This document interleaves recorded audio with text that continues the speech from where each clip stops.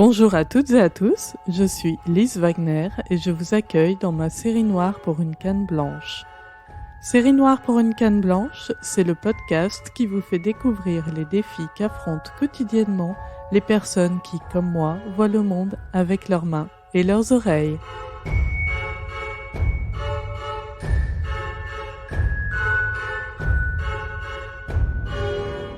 Aujourd'hui, pour ce premier épisode, je vous emmène dans le RER parisien.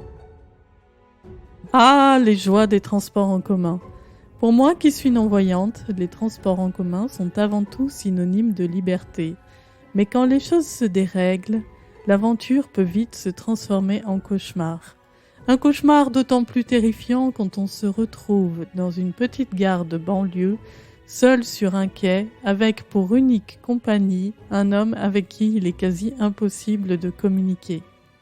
Tout ça pour un manque d'accès à l'information.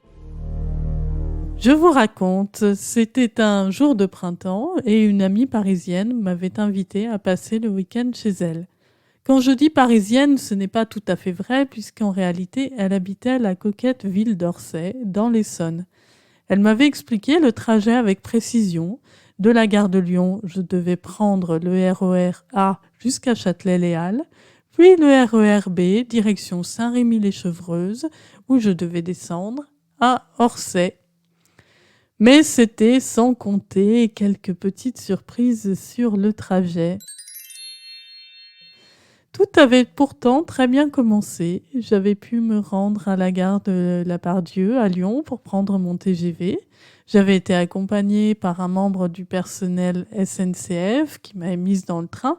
Et le même service d'assistance à la gare de Lyon à Paris m'attendait pour me réceptionner à ma descente du train et m'avait même accompagnée jusqu'à la gare de RER où j'ai pu monter dedans sans aucun souci.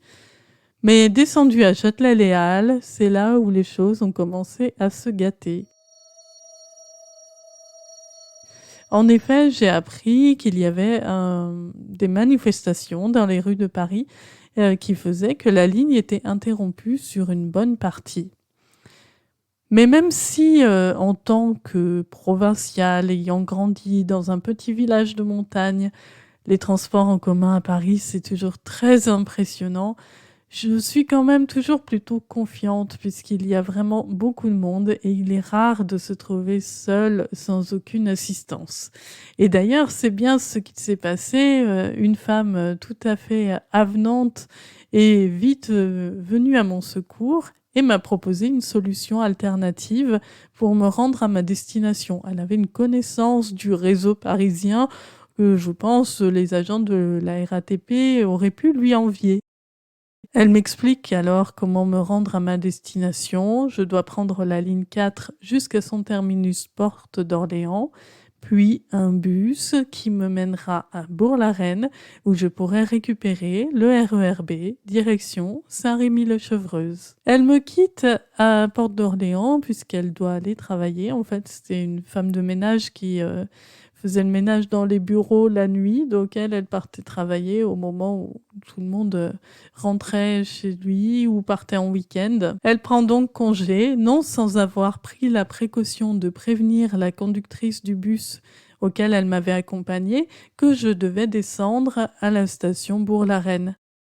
Malheureusement, la suite ne s'est pas tout à fait passée comme prévu puisque la conductrice du bus sans doute voulant bien faire, ça je n'en doute pas un seul instant, m'a préconisé de descendre plutôt à la station Bagneux plutôt que Bourg-la-Reine, prétextant que ce serait beaucoup plus simple pour moi, que la station était plus facile et que j'aurais donc moins de difficultés à retrouver le quai du RER. À ma descente du bus, un monsieur très bienveillant offre de m'accompagner jusqu'au quai, ce que j'accepte bien volontiers. Mais je me rends compte assez rapidement qu'il est difficile de communiquer avec lui puisqu'il parle très très peu français et le peu que j'arrive à comprendre, c'est avec un très fort accent. Je comprends qu'il est égyptien. Et malgré cette difficulté, il insiste pour attendre le RER avec moi et ne pas me laisser seule. Donc je ne peux que lui en être très reconnaissante. Et commence une longue attente. Nous attendons, un train, puis un autre, encore un autre. Anthony, Robinson, Anthony, Robinson, Massy, Robinson. Mais rien pour Saint-Rémy-les-Chevreuses. J'essaie de joindre mon ami sur son portable, mais tous mes appels aboutissent sur sa messagerie. J'apprendrai ensuite que son téléphone attendait sagement dans sa chambre pendant qu'elle était en train de regarder la télé ou je ne sais plus trop quoi faire dans le salon. Mon compagnon d'infortune fait de son mieux pour comprendre les panneaux d'affichage, mais malheureusement sans succès. Il finit par se décider à aller demander de l'aide et revient avec la solution. En réalité, aucun des RER en direction de Saint-Rémy-les-Chevreuses ne s'arrêtait à Bagneux. Moralité, j'aurais mieux fait d'écouter ma gentille femme de ménage plutôt que la conductrice du bus RATP.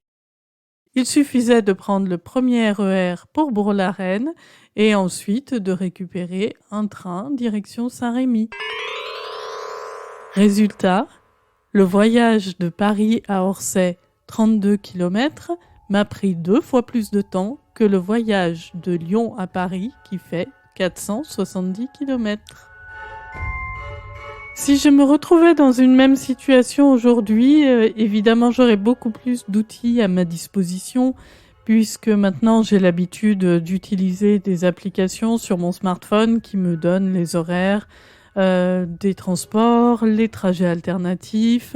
J'ai la possibilité de me localiser avec le GPS. Donc, à condition que j'ai de la batterie sur mon téléphone, ce genre de situation ne pourrait plus m'arriver aujourd'hui. Néanmoins, j'ai toujours été impressionnée des panneaux d'affichage sur les quais de RER. Je me suis toujours demandé comment des personnes qui avaient des difficultés avec la langue française, des difficultés de lecture, de compréhension ou tout simplement de vision comme moi pouvaient s'en sortir avec un affichage aussi compliqué. Une solution serait bien sûr de vocaliser ces informations qui sont seulement écrites. À l'arrivée d'un RER sur le quai, ce serait sans doute utile à tout le monde de savoir quelle est la destination de ce train et quelles sont les gares qu'il dessert. Mais ce n'est pas encore le cas malheureusement. J'espère que cet épisode vous a plu et je vous promets de vous retrouver bientôt avec un nouveau sujet. Cette fois, nous parlerons du numérique et de l'accès au web. Vous venez d'écouter Série Noire pour une canne blanche, un podcast proposé par Okinea. Vous pouvez retrouver tous les épisodes de la série sur le webzine Okinea, webzine.okinea.com et toutes les bonnes plateformes de podcast. Si cet épisode vous a plu, n'hésitez pas à le partager largement avec votre entourage. Quant à moi, je vous retrouve très bientôt pour un nouvel épisode de mes aventures. Pensez à vous abonner pour être sûr de ne pas le rater. D'ici là, vous pouvez reprendre une activité normale. Portez-vous bien!